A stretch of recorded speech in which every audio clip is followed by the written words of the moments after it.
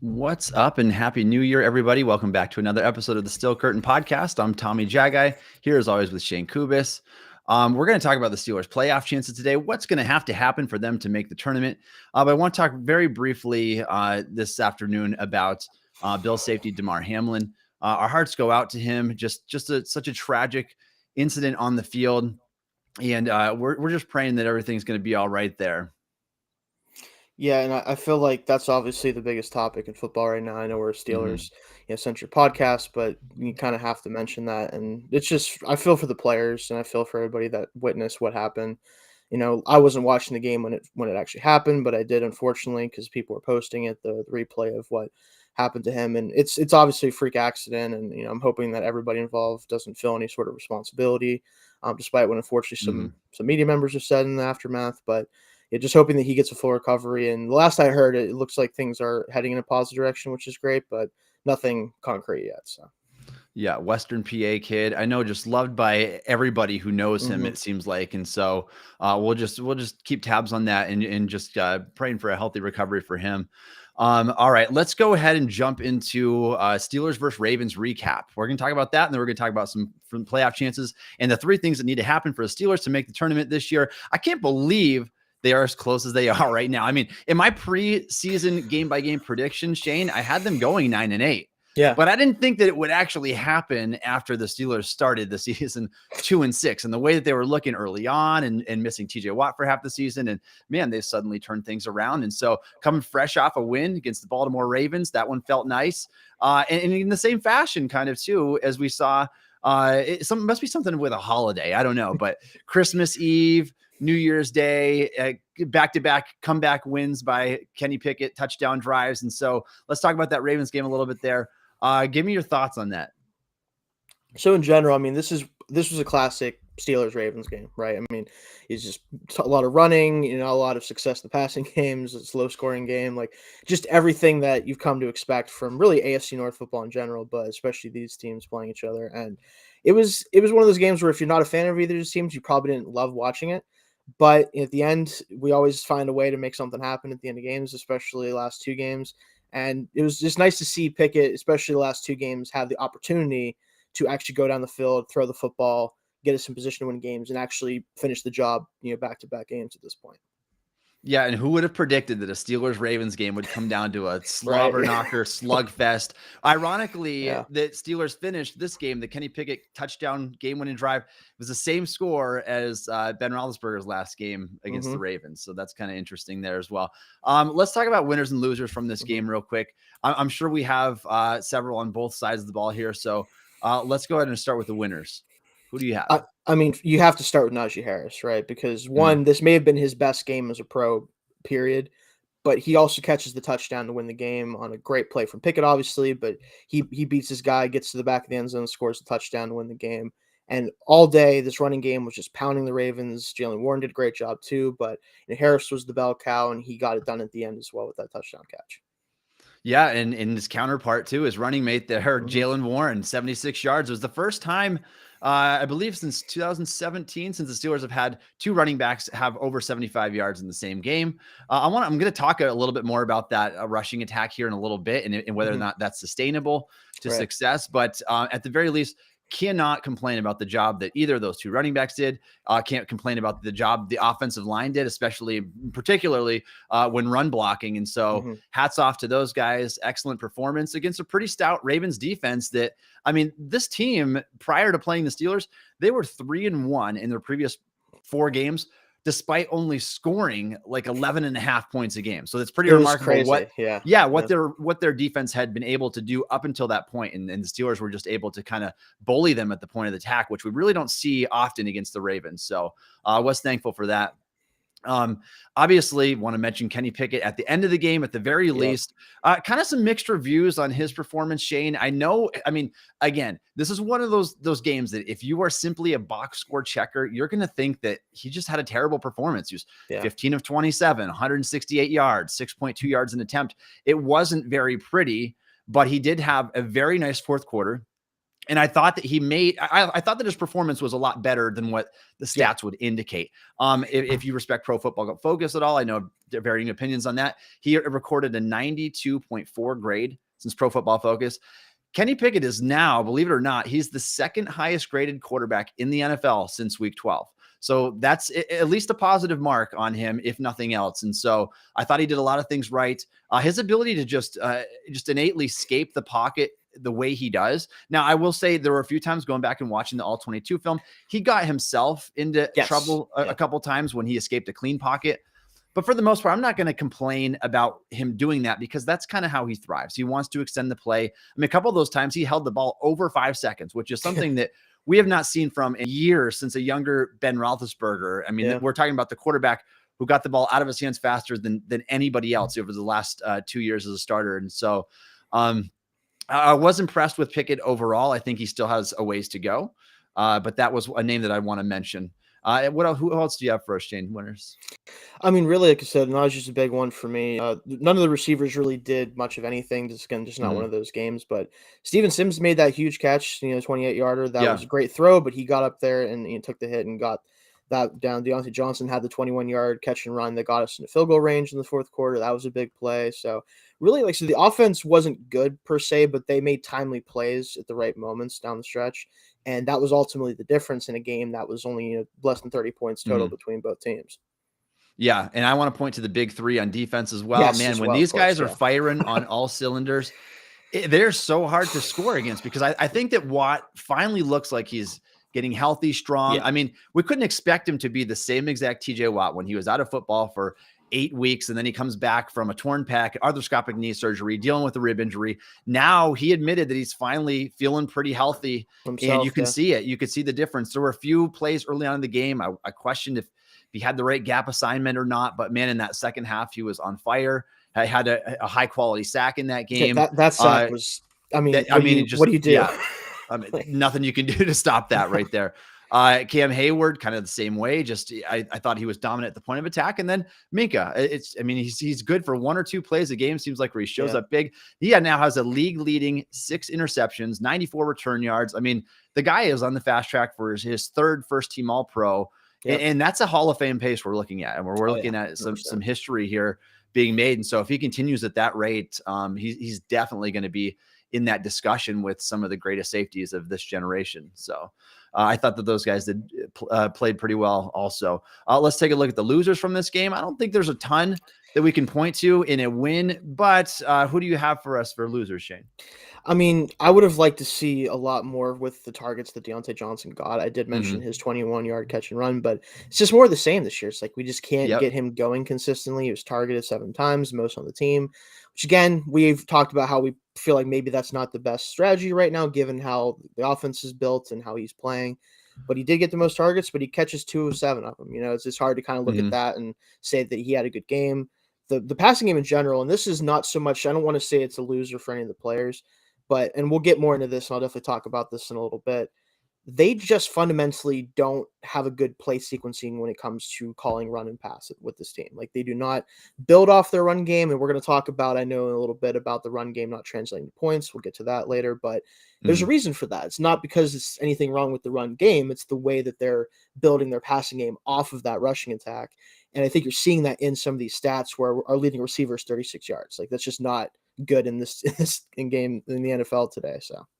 Nope, 100% agree with that. Deontay Johnson, again, I wrote an article a few weeks back about there needs to be a paradigm shift. There really does when it comes to the target distribution in Pittsburgh. I think that the ship has sailed on Johnson. Not that he doesn't deserve his own targets, but I think that Pickens and Freiermuth, they are the guys that need to see a bulk of the action. They're the guys that are more efficient, better passer rating when thrown to. They can make something happen out of that more often than not. And again, you go in 2 of 7 targets for 35, 36 yards. That's not what we want to see from Deontay Johnson. And to be honest, Shane, I think that he left like 60 plus yards on the table in this game because he had the drop on the sideline where Pickett extended the play, made a really beautiful pass. Johnson got his feet down, but on his way down, just dropped the ball, which is again what we've kind of come accustomed to seeing. It's not very uncommon. And then he had the other one where Pickett dropped the ball. Beautiful back shoulder fade. Would have been the biggest offensive play of the game for either team. Drops it right to Deontay Johnson. And for some reason, he didn't drag that foot. He took Yeah, a he's long usually so step good at and that too. Yeah, it's he weird. normally is. Yeah. And he didn't get that second foot down. So again, a couple plays we want to look at Pickett's numbers, 168 yards. I mean, he easily could have been in the 200s if those things just went his way. There was also another one where George Pickens stepped out of bounds. Steelers got called for illegal touching. And so it seems like Pickett's kind of been at the receiving end of a lot of those type of plays so far this year. But yeah, I think outside of Johnson, there's not a lot of names that I would point to as losers. I think the offensive line did a good job collectively. Even Steelers interior line, excluding Cameron Hayward, who we're normally bashing on a little bit. I think that they really stepped up their performance, helped to have a pretty strong game at least. And so I think it was a pretty good performance overall. But again, I've got to throw Matt Canada under the bus because I just don't think that this style is going to work. And we're going to get to that here in our next point. So I'll expand on that more in just a minute. Give me a player again of the game for the performance against the Ravens, Shane. I think I know what you're going to say, but go ahead. It's got to be Najee. Like I said, I mean, he was the engine of the offense, good or bad. With again the way the play calling was, I'm glad that he was able to do as much as he did. It helped them like salvage it, but he was the offense for the most part today. I mean, Warren had his big run, but he was consistently good too. But that touchdown at the end, getting open on the scramble drill for Pickett, like. That's the type of stuff that he has the ability to do that I'd like to see more of the passing offense, go to him, not just in the screen game, because we're terrible at the screen game with this team, but actually get him on routes and let him, work against linebackers, that type of stuff. And he did it at the end of the game to get the win. So. Yeah, I think the Najee that we saw this past week against the Ravens is the one that fans were hoping we would get all along, and it's the one that we're hoping we'll continue to see in the future because he displayed everything that we wanted to see from him. We know that Najee is never going to be a breakaway speed type player, but man, he was physical. He was bouncing off tackles. He was dragging defenders for extra yards, and it equated to a really good game, arguably the best game of his 2-year career so far. And so I thought that Najee did an excellent job. And again, I think that, I'm always a proponent of the running game kind of goes as the offensive line goes. I also thought it was probably Kevin Dotson's best game of his career, the push that he was able to get really in that game. And so they feed off of each other, and it's important to have a successful run game, and definitely glad to see that. I'm going to go a little bit different route, Shane, and I've got to go with Kenny Pickett because of his back-to-back game-winning drives. And like I said, if we're just grading Pickett on the first 3 quarters of play, he probably wouldn't get my game ball, but that 10 points in the fourth quarter, the comeback drive, 11 plays, 80 yards, orchestrated that touchdown in a game plan that was kind of essentially different from what the Steelers have run all game long prior to that. And I think he kind of has Canada working against him because he's putting a situation where teams know that he's going to pass. The Steelers live to get into third and manageable situations. They know they're going to pass the football on third down. And so the opportunities are somewhat limited. I'm going to go with Pickett just from, you don't often see, I feel like a rookie in those type of big situations, primetime moments in back-to-back weeks, and both of these comeback wins. And so I think that's going to be one of the best traits that he continues to show throughout his career is just his confidence, his moxie, his leadership, and his ability in those big moments like that, just to not shy away. So definitely impressed with him on that final drive. So how encouraged have you been by Pickett all along so far? Certainly I would think that since the bye week, more so than we saw earlier in the season, but are you there yet, Shane? Do you think that he's the franchise quarterback? And what else does he have to do to show you? I think that what the conversation about him has been so far is obviously there's people who look at it from a box score standpoint. And I hate to break it to everybody, there is no quarterback that we have on the roster or that we could get, remotely easily that could put up actually strong numbers across the board, especially compared to other passing offense and other offenses across the league. It's just not going to happen with this team the way it's currently constructed, just because of Canada's offense and the way the players are playing around him for the most part. It's never going to be super pretty, but you see whenever he's given opportunities to just drop back, throw the football, make plays, he's done it, especially the past 2 weeks. Like, he's shown what he can do when Canada takes training wheels off and actually lets him throw on first, second down and allows him to make plays, on his own. That's where he does make most of his work right now. And I think that the rest of the stuff will come, but they have to start leaning, especially going into next year, depending on how much they add to the offense and who is running the show on offense. Again, hopefully not Matt Canada, but we'll find that out more after the season. But they have to lean into that part of his game to give him the confidence to become a better player than maybe his right now, or build up more confidence and get more of those big games we've been hoping to see. Because right now it's just probably not going to happen, but it doesn't mean he's not playing well. So I'm really encouraged by, especially the past 2 weeks, the 2 game winning drives. He's shown that he's capable of making the big throws when he needs to. They just need to let him do that more. I think that's kind of the key problem we have right now. Yeah, and I think that Mike Tomlin's mentality right now is probably, if it's not broke, don't fix it. I mean, the Steelers have gone 6-2 since the bye. Yeah. If you take away the first game against the Ravens, where Pickett threw one pass, was deflected before he got the concussion, Pickett is 6-1 since the bye. I mean, it's hard to argue with the results. And so in their mind, it's probably, we're going to run the football, we're going to do defense, we're going to limit Pickett's usage. But I was encouraged, like I said, and especially because if you consider, man, that game is so close. It's so close that if you have Trubisky playing that game, if he has one of those turnovers that he typically has, that game swings the other way probably, and the Steelers are probably eliminated from the playoffs right now. And so he took care of the ball. He did what he needed to do. But yes, I do still want to see him have those 270-yard games, those 300-yard, 2 or 3 touchdown type of games. And he hasn't really done that so far. That's the next step. It's what we want to see next. I just don't know when it's going to come, or if it's possible even to come under Matt Canada with the way that he's been calling these football games. Yeah. So again, we'll talk about that in just a minute here. Let's move on to our next discussion topic, Shane. And that is, we're going to break down what needs to happen. All 3 steps. There's only 3 of them at this point for the Pittsburgh Steelers to make the playoffs, something that we did not see possible. If we looked, Shane, just last Sunday, before the 1 o'clock Eastern time games kicked off, the Steelers had a 3% chance of making the playoffs, according to 538. That chance has since skyrocketed to 21%. And I have a gut feeling, like my gut feeling tells me that the odds should probably be even higher than that, considering what needs to happen. And so let's talk about those 3 things. The first thing, Shane, the Bills need to beat the Patriots this week. Now, the Bills weren't able to finish their game against the Bengals. We are still waiting at this current time of recording this podcast to see when that game will be played. There's some speculation that the Week 18 games are going to stay as usual. We'll make up the Bills and Bengals game the following week, and then just not have that gap between the end of the playoffs and the Super Bowl, and instead push the Pro Bowl back. And so that's a possibility at this point in time. Either way, that one really doesn't, the Bills-Bengals game really doesn't affect what's going to happen with the Steelers. It does matter for the Bills and Bengals, those teams fighting for seeding at the top of the AFC. But for the Steelers, they need the Bills to beat the Patriots. And right currently, as we speak right now, the Bills are favored. Last I saw, I believe that they were favored by 8 points, but I think they might have taken those odds down because they're not sure what's happening right now. Yeah. And so that's very attainable to me. I mean, the first time through, Shane, the Bills, they went into New England back in week 14, I believe it was. They won 24-10. And now there's just as much on the line. Now, what I will say with this one is the Patriots need to win or they're eliminated. I mean, they need to win, and they need a Dolphins loss for them to get into the playoffs.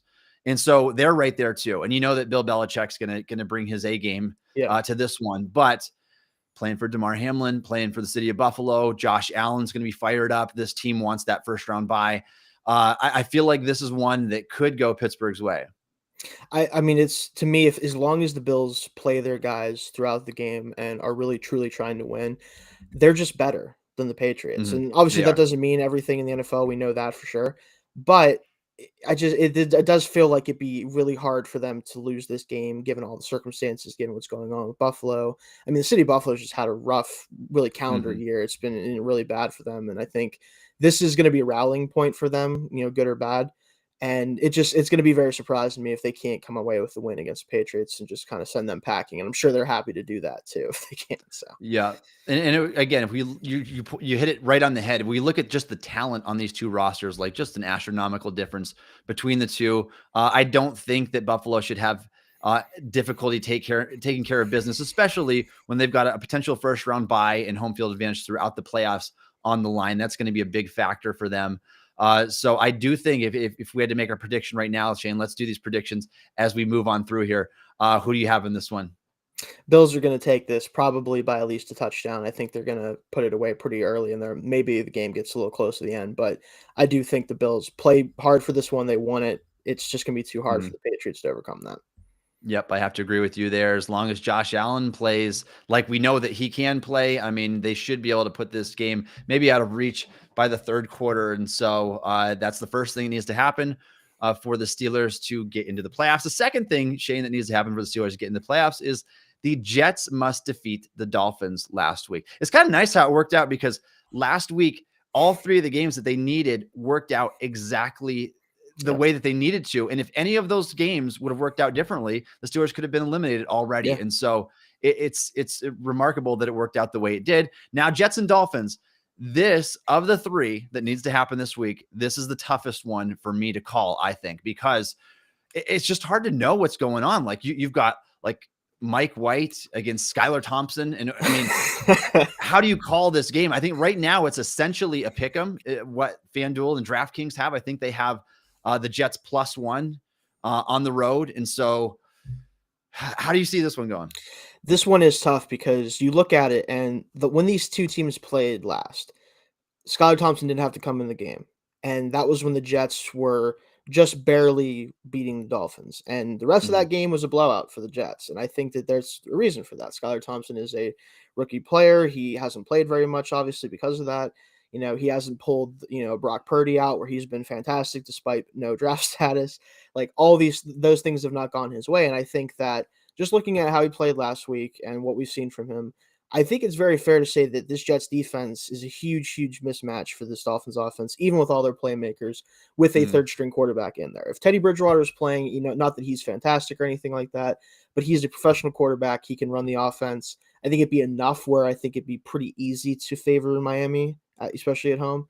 But I just have a feeling the Jets are going to get this done with that defense. And I think Mike White, even though he had a rough week last week, he's the best quarterback on their roster right now. I think that he can do enough against the Miami defense that's not been good all year to at least get this win and send the season off on a promising note and send the Dolphins home, which I'm sure they'd be excited to do.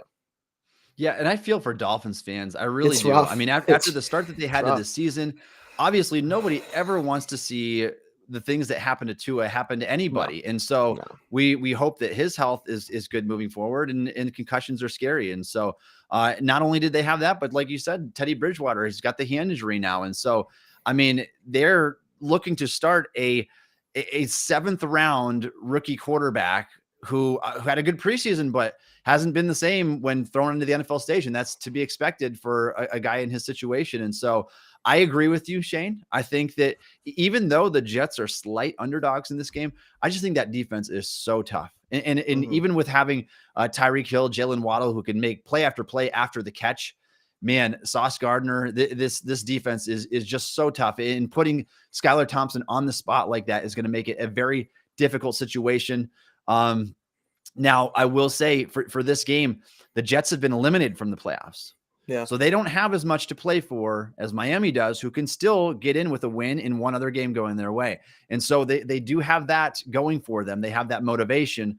But I agree with you. I just feel like this Jets defense is just going to be way too tough for a 7th round rookie to be able to overcome. And I see it being one of those really low scoring, maybe a 16-13 type game like we just saw with Steelers Ravens, maybe lower than that. And so but I would probably give the edge to the Jets. That would be the number 2 thing that needs to happen for the Steelers. And lastly, obviously, the Steelers, number 3, they have to beat the Browns this week. If they don't beat the Browns, they are eliminated from playoff contention. They will not be in the playoffs. They need all 3 of these things to happen. And again, the Steelers situation is kind of like the last game, except reverse. The Steelers have a ton to play for. They've been red hot and going 6-2 since the bye.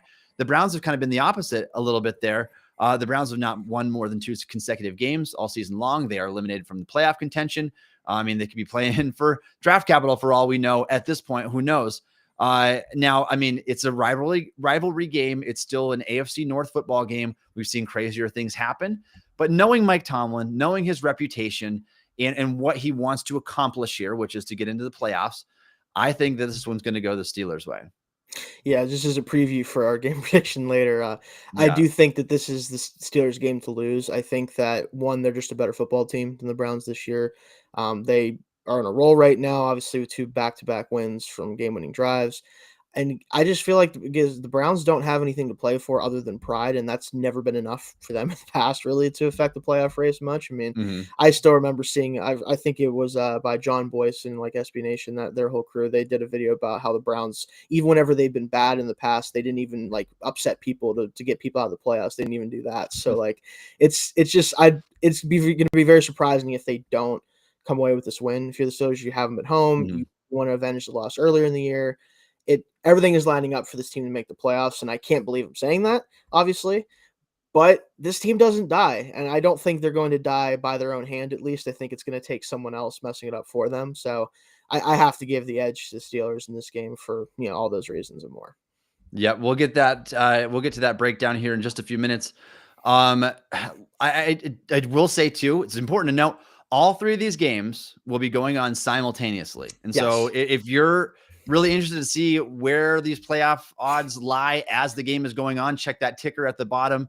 Again, we need the Bills to beat the Patriots. We need the Jets to beat the Dolphins in order to get into the playoffs. All 3 must happen for Steelers to enter the postseason this year. So it'll be, I mean, those other games will be just as interesting, perhaps more so, depending on the score. Like if the Steelers get ahead by 10, 13 points against the Browns, it might be worth flipping to the other game just because if those ones are close, you want to see how that's going to how the outcome is going to impact where the Steelers are. They're either going to be eliminated after this week, or they're going to be probably playing Kansas City or Buffalo in the first round of the playoffs. And so I'll actually, unless something changes, I will be at that Steelers game, by the way, very likely. So awesome. I'll be able to see that happen, hopefully, but we'll see what happens. Okay, right from the bird's eye view. So I'm interested Yeah, to for hear your sure. perspective of that next week. Yeah, for sure.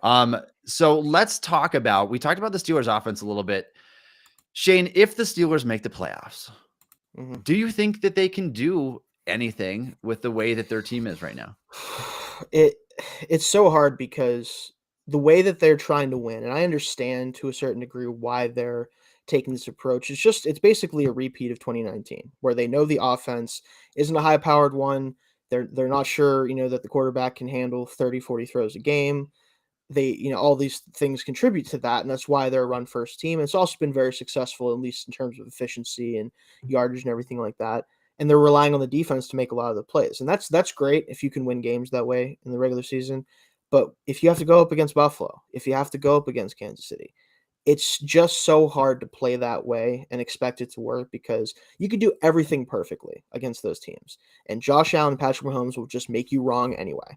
And that's kind of the issue here is I think that they at least have to find a way to open up the passing game a little bit more and just really just allow that to happen and see where it goes just to give themselves a chance. Because if you can't create big plays in the passing game against the teams like this, and then once you can get a lead, if you're able to then be able to control the clock to a certain degree, that's really your only way to do it. Like you can't rely on your defense, no matter how good you think it is, to just shut these teams down. It's just really hard to do in the regular season, let alone the postseason with how these guys have played in the postseason.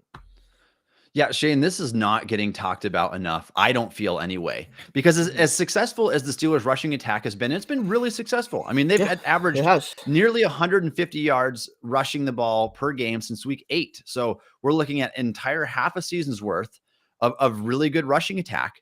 It's not translating to points. They have 19.5 points per game over that span. That's still not good. I mean, it's not good enough to compete. Now, maybe if you go into the postseason with the mindset, then I'm going to run the football really well, I'm going to play really great defense, that might work for a game or maybe even 2. But what are the chances that the Steelers can play a 4 straight game stretch well enough running the football and keeping the score low, because that's what we've seen, that they're going to be able to beat quarterbacks like Josh Allen, Patrick Mahomes, Justin Herbert, or Joe Burrow? Any of these guys, they have so much more firepower. And we've seen when the Steelers play those teams, they allowed 37 points to Joe Burrow. They allowed 30 plus to the Eagles, to the Bills. And so what's the plan? Like, what is the plan against those teams? You cannot stick with the rushing attack if you go down 10, 13 points by the end of the first quarter. I mean, you've got to scrap that plan and you need to do something else. And so my biggest problem with the Steelers, with Matt Canada, with Mike Tomlin, with the offense in general right now, and their plan of execution is that I think it works great against average and below average teams in the regular season. I think it works incredibly poorly against great teams in the postseason, which is exactly what we saw last year. The Steelers tried to play conservative football, take care of the ball, play good defense last year. How'd that work in the postseason? I mean, the defense held in the first half against Kansas City. They tried and then their they best, just absolutely lit them up because the Steelers can't score. And so again, if you look at each of these last two games, the Ravens game and the Raiders game, the Steelers couldn't score touchdowns until the waning minutes of the game. And it's so concerning because, and especially like against the Raiders, like the Raiders didn't have a good defense. Like I think their defense was 25th ranked at the time. And so they have to find a way to get more firepower. Like you need to use the run to set up the pass. It shouldn't be the other way around. And my problem is I feel like Canada wants to get his team into third and manageable situations. Run, get into third and manageable. Run, get into third and manageable. That's not a good way of doing business. Like the Steelers had second and inches multiple times in this game. And what they do, they ran a QB sneak. I think the QB sneak is a great play. You have somebody come from behind, impossible to stop. But on second and inches, you should be taking a shot down the field. Try to maximize your offensive upside instead of just trying to methodically work the ball down the field, which again, it analytically does not translate to points. You have to have an efficient passing game, and you have to have an efficient passing game in the red zone. So I just don't agree with the game plan. I know it's been working right now, but we also have to remember the Steelers have been playing teams like the Falcons and the Panthers and the Raiders, and not exactly the cream of the crop that they've gone against. And that game plan works against them. But what did we see in the first half of the season when the Steelers had one of the hardest schedules in the league is they would get smacked against these good teams because they didn't have a good plan of attack. I don't think that Matt Canada's passing concepts are good. And so, and I got to say, Shane, it really worries me because of the strong finish that we're going to see Matt Canada again in 2023. That's honestly this whole conversation, right? Because we can sit here and look at it and go, yeah, like name a more iconic duo than Matt Canada and third and manageable. Like that, no one likes that more than Matt Canada. And that's great in college, and that's where his roots are, obviously, because you can get away with that in college because you have guys typically that, running the ball in college on 3rd and 4 is a good play a lot of the time. Or running short concepts is fine because teams aren't able to cover as well as the NFL. But whenever you put your quarterback in a position where he only gets to make plays on 3rd down, obviously that builds up confidence for him if he can do it. But if he can't, the offense doesn't go anywhere. Whenever you get a first down run that's 8 yards, why in the world is no one yelling at Cannon being like, hey, listen, we know you like to get to 3rd and manageable. You're already in 2nd and manageable. Throw the football 30 yards down the field. Just make the defense have to cover you. Because whenever you don't have to cover guys 30 yards down the field, you can bring up 8, 9 guys in the box if they know you're going to run on 2nd down. The amount of times I've seen a failed first down run, let alone a good first down run, result in a second run back to back this year just doesn't happen in this sport ever anymore, especially in the NFL. Like, he's the only guy doing this consistently. You could say the Falcons and they run a lot, but they're successful more often than not, and they still use it to build off their passing game. We don't take advantage of play action opportunities. We don't take advantage of stack boxes.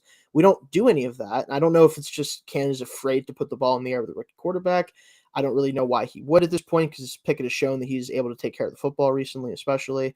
Give him opportunities to create chunk plays down the field. That's what Deontay needs more than anything else is more opportunities like that to not only build confidence, but he hasn't scored a touchdown this year.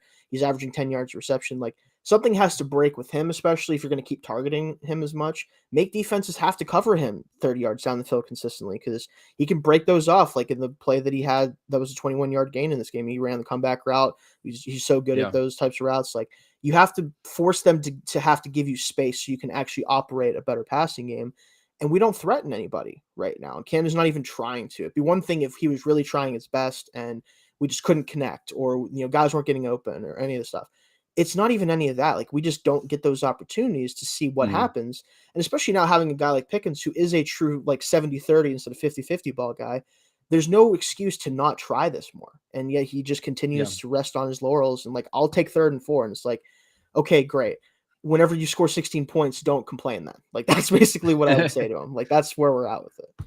Yeah, and I know that fans think that we're being nitpicky with this, saying, well, you're complaining about the Steelers. The Steelers have had one of the best rushing attacks since the bye week. That's true. But again, is the point of the game to rack up rushing yards and to run for 4.5, 5 yards a carry? Or is the point of the game just to put points on the board? Because if we're trying to put points on the board, it's just not translating.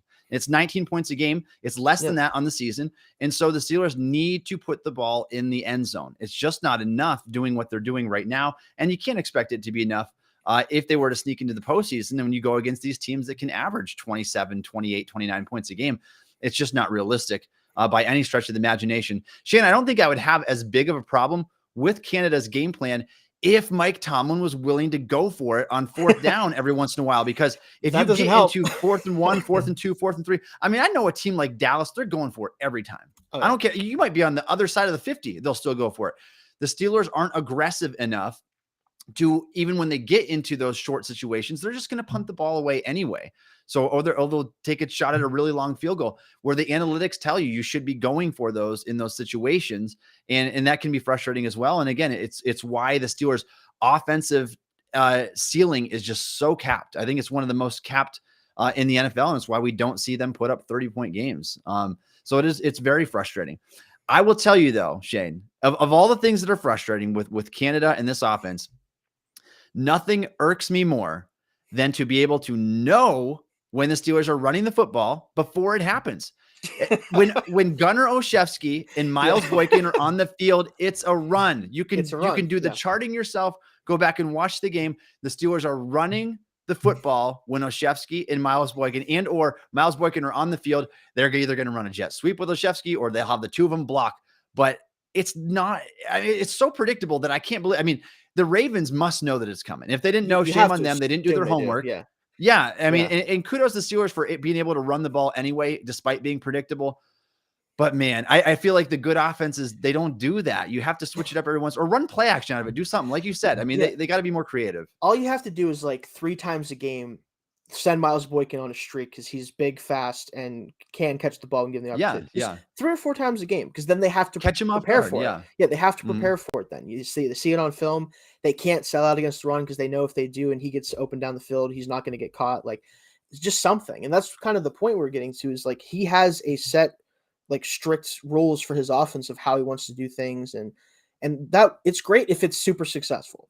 But at some point, you have to look at your tenure as the offensive coordinator for this team and go, man, we've not been very successful at really anything. I mean, last year we couldn't run the ball because the offensive line was bad and everything else. This year we can, but now the passing game, he won't even use it. Like, there's always something. And it's like at some point you have to look at yourself in the mirror and say, hey, maybe I am the problem here. Maybe my play sequencing, maybe my play designs, something isn't right here. But I just don't think that's the kind of guy he is from everything I've heard of him. And I think he is very confident in himself, which is a good quality to have as a coach. But you also have to be able to be realistic and say, hey, maybe I do need to open up the play action game. Maybe I have to let Kenny Pickett have the ball in his hands and some 2-minute, 4-minute type of offensive, no huddle stuff, like let him call the plays, because we've been most successful the past 2 years when the quarterback is the one making decisions and letting it rip out there. There's a reason for that. Yeah. And I think he has to know that at this point. Yeah. And honestly, it's what scares me, not just this season, but moving forward, that Tomlin is going to have that mentality year after year, because that's kind of his style of football. When the Steelers won the Super Bowl, they had the number 1 DVOA defense and obviously loaded with talent on that side of the ball. But I feel like Tomlin's always that guy who would rather play good defense, run the football, play game managing type offense. I just don't know if that's the successful formula for today's NFL, with some of the rule changes altered, with defensive backs not being able to do as much as they've been able to do in the past in terms of jarring the ball loose, or to just even play physical up on the receivers. And so for many reasons, I just feel like that style just, it's not really what we need, I think, in today's game. It's kind of like the Tennessee Titans. Like, how much confidence do you have that even with a healthy Ryan Tannehill, that the Tennessee Titans could win the Super Bowl? I just don't think that style is really what this NFL needs right now. And if you look back at the Steelers' most successful seasons under Mike Tomlin, they were when they had a high-powered offense under Todd Haley, and they were scoring near 30 points a game, and they were allowing Ben Roethlisberger to just whip the ball down the field. And I feel like that's what you need to do. And you got to take your chances. You're going to have some turnovers sometime. I think it's crazy to expect anything more from Pickett in terms of ball security, since the bye week has only had, I believe, 1 turnover during that span. And so, but again, though, what's the sense of only turning the ball over 1 time if I'm also only scoring 19 points a game? Now, I understand against bad teams it works, but again, against good teams, they're just going to have to alter their game plan a little bit. Yeah, you have to be able to go to something else, like you said. It's so if you want to win that way mostly, and you're Yeah. built to win that way, I'm okay with running the ball 40 times a game if it gets you wins in the regular season. But you have to be able to flip the switch Yep. in moments in games, which they've shown that at least. I mean, when they let Pickett actually throw the ball, he's shown that he can do that. But they have to go to it more. They have to build a confidence level with it, and they have to make sure that they instill in him, like, hey, when we need you, like when we say to go, you need to go. Like you need to do this and make this happen. And he doesn't get that opportunity enough to really show, one, can he do it consistently? And then two, is that the best way to run the offense? Because if it is, guess what? This next game, moving to the playoffs, if we make it, and I really do think we're going to get into the dance. You have to go into, whether it's Kansas City or Buffalo, whoever, you have to go in there with the idea that we're going to go outscore these guys. Like, we're not going to let it up to the defense. We're not going to up to the run game to control. Like, I want to go out there and I want to drop 40 on them. Like, that has to be the mentality, or you're not going to win. You're not even going to compete. That's where I think that's where we're, like you said, like nitpicking. And the offense has been better since the bye for sure, because we can run the football, but that's only translated into a few extra points a game. And our defense is getting healthy, and that's why that's worked so far. But it's not going to last in this season or in the future unless you can flip that switch when you need to. Yep, I agree with you there for sure. All right, if you are a fan of the Pittsburgh Steelers and you would like to support the Still Curtain podcast, please consider subscribing to the Still Curtain podcast on YouTube. We appreciate all of your support. All right, Shane, let's talk about the Steelers-Browns season finale here. Obviously, the Steelers need to win. They need those other two games to go their way in order to make the postseason this year. So let's see. The Steelers right now, they're favored by 2.5 points. We'll start with the line. Do you think that that's a fair line for this game? Steelers at home, Acrisure in the season finale. I think it's totally fair. And I think, like I said, they are the better football team this year overall, and they're at home. It makes a lot of sense. I think that not giving them a bigger one makes sense just because this team doesn't win by a lot when they do, even if they are the better team. Like we just talked about it for a while now, they don't really win in that way. They're not trying to score 35 points. They're trying to give up 15 and score 16. Like that's kind of what this team is built to do. So given that, totally fair line, I think, even though they are favored at home. Yeah, my whole thought all along was Steelers either -2.5 or -3.5. And so one of the two. I think that they hit it pretty close to on the head there, and we'll see with our predictions as well. Let's talk about Steelers injuries real quick. Just a couple to note this week. James Pierre left with a concussion. He's in concussion protocol. Unsure whether or not Steelers will have him available for this game. Minkah was dealing with an ankle injury. A couple of scares during this Ravens game. We saw Minkah go down in pain. We saw Deontay Johnson go down in pain. Fortunately, both of them were able to get up under their own power and come back in the game shortly after that. And both are expected to play this week. And so Tomlin noted that Minkah will probably be limited in practice, though. Miles Jack still dealing with a groin injury. We'll see what his usage is going to be like in practice this week. And then the pair of cornerbacks, Akella Witherspoon and William Jackson, both eligible to come off of IR. We'll see if either do. I mean, the William Jackson, the Steelers haven't gotten anything out of him. And it makes me wonder, I went back and looked at that again, Shane, today. It was a conditional pick swap late in the draft for William Jackson. It makes me wonder about his usage and if that is part of the condition. And maybe at this point, I don't know what the condition is or much about it, but maybe at this point it'd be worth the Steelers not bringing him back and just cutting their losses. And there's certainly will move on next year as he's due over $12 million for a cornerback in his 30s who has a back injury. So he won't be back. I'm at least not on that contract. I think the more interesting one is if Witherspoon can come off IR, if Pierre can't go, right? Because if Witherspoon's healthy enough to play, I know that he didn't exactly have a good season going into when he got injured, but if Pierre can't go, it'd be very good to have at least a actual starting player that has played games in the league be able to come in and replace him as the third corner if need be. So. And obviously that hamstring injury to Akella Witherspoon was serious enough to keep him out of action for over half the season. So I don't know what type of shape he would be in if he is ready to come back. It's hard to say. And that's why you hate to switch anything up if it's going to end up hurting you or if he's going to re-injure himself, whatever. Witherspoon is under contract again for next season for the Steelers. And it's a reasonable deal. And so it'll be interesting to see, but I mean, I would love to be able to have him back as long as he's at full strength. This week, if James Pierre can't go, obviously. Let's talk about the matchups to watch this week, Shane. There is a couple. And I'm going to start with the Steelers run defense against Nick Chubb, one of the better running backs in the NFL. The guy is just good. I mean, he's got over 1,400 yards, 12 touchdowns this season, averages 5 yards a carry, 5.2 on his career. And he's a guy that can just chew up this defense if they don't contain him. Yeah, and I think that the run defense has obviously fluctuated this year a lot. I mean, you look at the Ravens game from earlier in the season, and then this one. We did a much better job in this past game, obviously, but still pretty effective for Dobbins overall. We were able to shut it down when we needed to, which was good. But it's just hard to say with this team with run defense. I like to think that now that Mark Robinson's playing more, and Spillane hasn't really been that bad, honestly, playing a lot of the snaps this year compared to the year before. We probably can at least contain him enough where it's not going to be the end all be all of the game, but he could easily just have a 60-yard touchdown run, and you have the big plays that he's known for. Like it's really hard to predict. Run defense in general is hard to predict, but especially with this team this year, it just kind of feels like it's touch and go with that. So. Yep, Chubb is certainly capable of that. It's worth noting that Dobbins was just shy of 100 yards and 5.5 yards an attempt last week, so still a good game from him. Despite an overall good performance by Steelers defense that only allowed 13 points. Chubb is just a different type of animal, though, and you really have to make sure that he is held in check, because I fear what can happen if they don't. And if Steelers aren't controlling the clock, and if their defense is getting gassed, I think that's going to be their big matchup this week. The other one you mentioned, I want to talk real quick about Mark Robinson.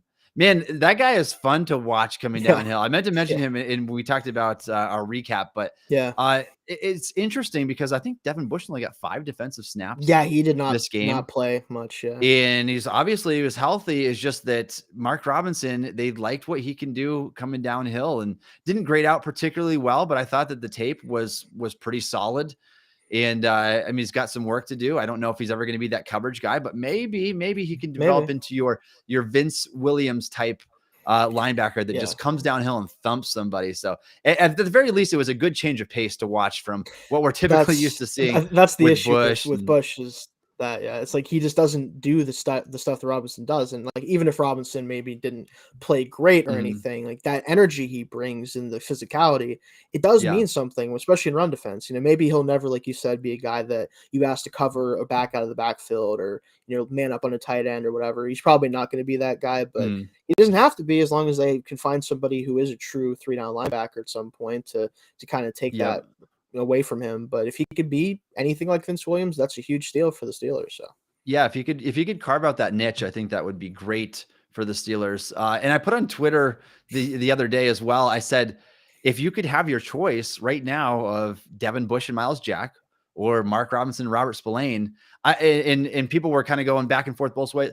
The fact that we're talking about that is even a question right now. Yes, both good and bad. Two guys that, I mean, the Steelers spent so much draft capital and financial capital between Jack and Bush that these guys should be a lot better than what they are. They shouldn't be on the same caliber as what the backup linebackers are. And the fact that they're not, I think it shows that both should be gone, honestly, next year. I mean, I think we've seen enough of Devin Bush to not bring him back again. Myles Jack is set for a $11.25 million cap hit. I am not tacking voidable money onto that deal. It's not worth it.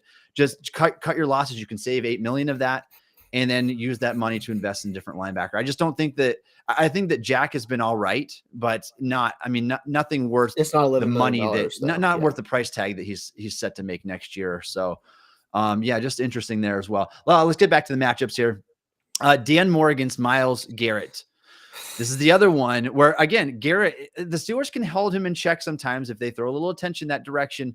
But Garrett can obviously be a game wrecker at times. And this is if he gets a strip sack on Pickett, one of those type of games might be enough to just swing the momentum in Cleveland's favor. So hopefully they can keep him in check there.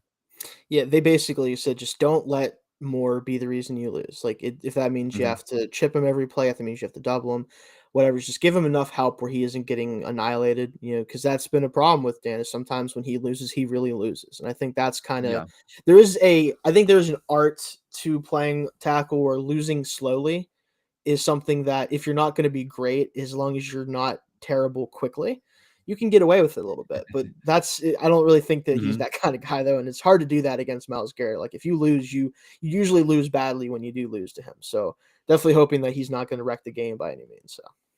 Yeah, I thought he had one of his better games probably against the Ravens, but I mean, he's got to put it all together and he's Hmm. got to keep improving. I still personally think that we've seen enough at this point. The Steelers should try to find that upgrade, that long-term Yeah, replacement. I would love Dan Moore as the swing the tackle. I'd swing love him tackle. as a Yeah. guy that can compete with the core for maybe at right tackle. But I do think that eventually that's a spot that they're going to have to upgrade, and we know what Myles Garrett is capable of. So keeping him in check is going to be big this week.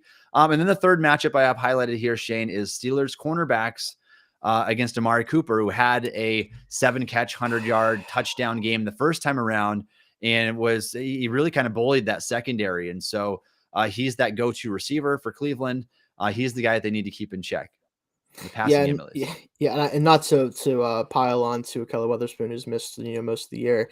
He did a lot of his damage against him, and I think that Mhm. there's that. I think Kello, whenever he isn't at the top of his game, he can get beat pretty easily. And with a route runner like Cooper, where he's winning in that way, it's hard to when you do get beat by him, you really get beat by him. And I think that's kind of where the problem was the first matchup. I like to think that if Sutton or even Wallace is on him, I think they'll have a better chance of holding him in check at least. But he's a guy Mhm. that he's either going to have 100 yards or he's going to have 30 yards. Like that's just kind of been his career a lot of the time. And you got to hope for a Yep. 30-yard game in this game. Man, I keep every once in a while, I just think about Dallas shipping him off to Cleveland for a 5th-round pick. And then I think about what the Steelers got in the Chase Claypool deal. And it just blows my mind that Chicago was willing to do that. And it's because Green Bay was willing to do something similar. Yeah. Man, it couldn't have worked out any better for the Steelers. The Bears have been 0-8 since acquiring Chase Claypool. That pick that looked, I mean, it was on the pace to be a little bit below a Yeah, the mid-round pick. It was still 40, probably yeah, like a top 40s, yeah. 15-ish pick in the second round. Now, if the Bears lose to the Vikings, which the Bears are 8-point underdogs, They're and starting if the Nathan Peterman, Texans, by the way. starting with Nathan Peterman, worth noting for sure, and if the Mhm. Texans beat the Colts, which the Colts are a bad football team this year as well. So it's very possible, especially the Texans have been playing some stronger football, but they just haven't been winning games. If the Texans beat the Colts, the Bears lose to the Vikings, the Steelers will have the 32nd pick in the NFL draft, which in most years is the last pick in the first round. So essentially, unofficially, a first-round pick for Chase Claypool. They won't get the 5th-year option. Obviously, it'd still be considered a second-round pick, Yeah, but yeah. the 32nd pick in the draft, that's hard to believe from where we were back in November 1st when the trade happened right before the deadline.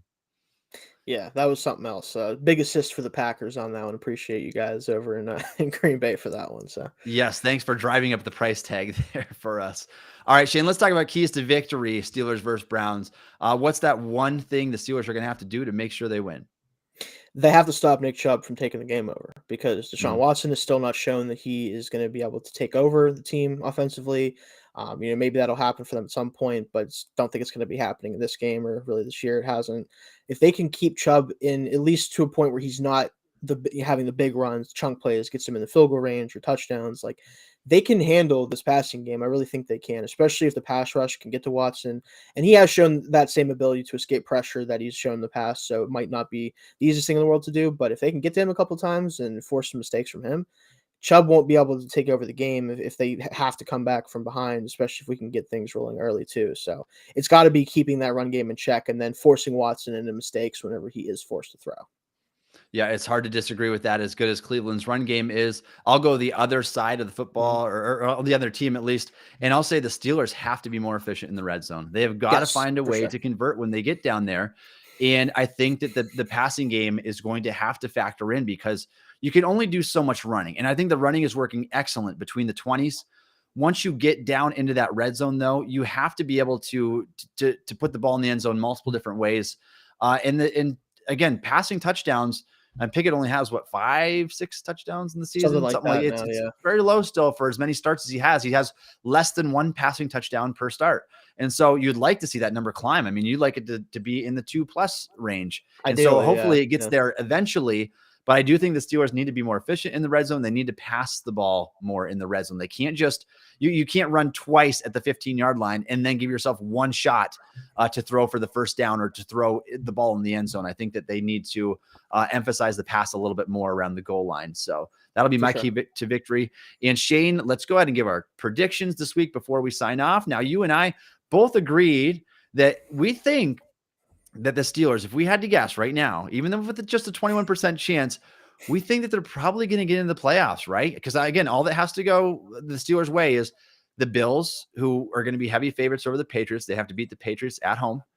And the Dolphins need to lose to the Jets. And the Jets have that great defense, and the Dolphins are going to be playing a third string quarterback. So we think that that's very possible. So let's go ahead and give our game predictions. Shane, go ahead if you want to start us off.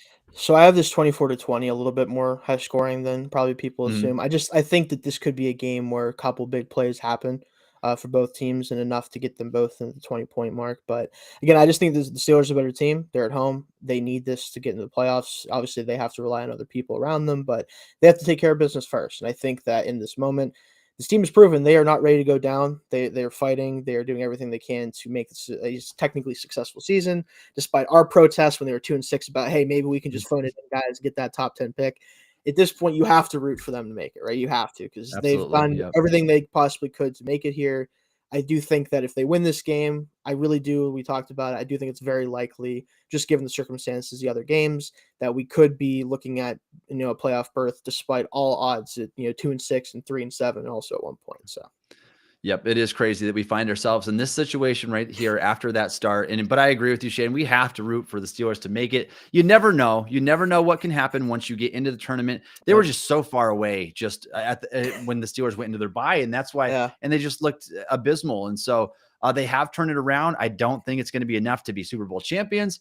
But you never know what can happen in the playoffs, and you always want to see the Steelers in the postseason. So for sure, I do have the Steelers winning as well. I've got them winning 20-17. I would bet the Steelers money line this week because, again, Mike Tomlin, he's going to make sure that he salvages his reputation, that he keeps that streak alive. He's got a lot more to play for than Stefanski and the Browns do right now. So I think that I do think the Steelers come away with the win. So if you want to bet the money line this week, I think it's a pretty good time to do it. I don't like betting the over under this week, to be honest, because I think it's right where I have my points set. And I can see that one going either way. It could go a little bit higher scoring, like you said, or could be one of those AFC North slugfests again. And so that's how we have it. Shane and I both think that there's a pretty good chance Steelers are going to wind up in the postseason, but keep your eyes peeled. Obviously, Steelers need to beat the Browns.